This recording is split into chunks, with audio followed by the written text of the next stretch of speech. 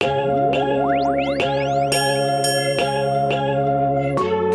Гоблин буюу сайн чөтгөр киног үзсэн үү?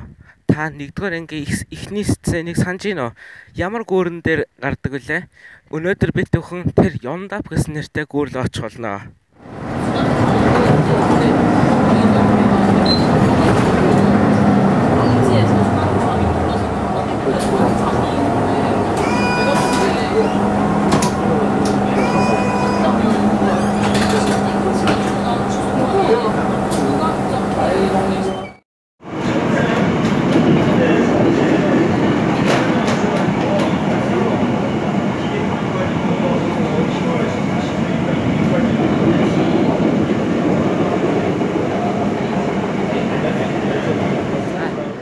Бид бүхэн Yondap station дээр ирлээ. Yondap station-ы яг гейтээр гарсан чинь энэ дээр яг бид бүхнийг очиж байгаа газрын танилцуулга байна.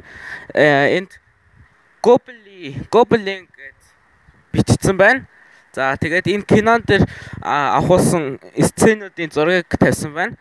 Тэгээд киноны хамгийн ихний сцен бол энд эхэлдэг. Энэ нөгөө бурхан эмээгийн дүрээр энд юм зарж сууж байдаг. За одоо бүгдээрээ 40 м дээшээ гарахад хангалттай.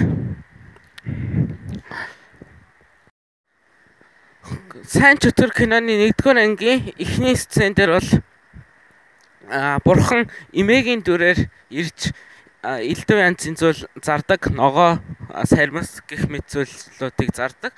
Тэгээд зарж байгаа хоорондоо нэг эмэгтэйд бол нөгөө чөтгөр нөгөө гоблины талаар түүхийг өгүүлдэг. Тэгээд тэр хэсэг та бүхэн маш сайн санаж байгаа байлгүй дээ. Тун утгагүй бид бүхэн яг тэр зураг авалтыг хийдэг гүүрэн дээр очих гэж байна.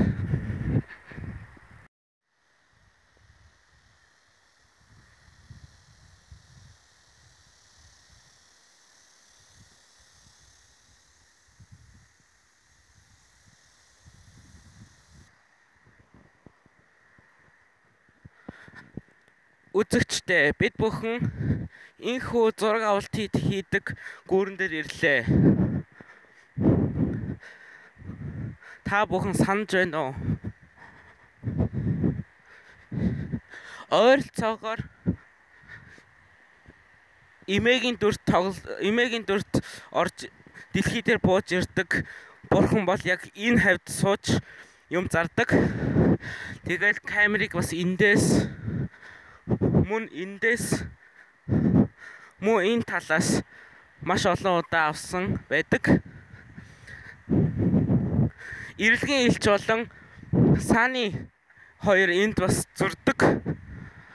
Эмээ бас энд гинт залуу хүний дүрд шууд ордог.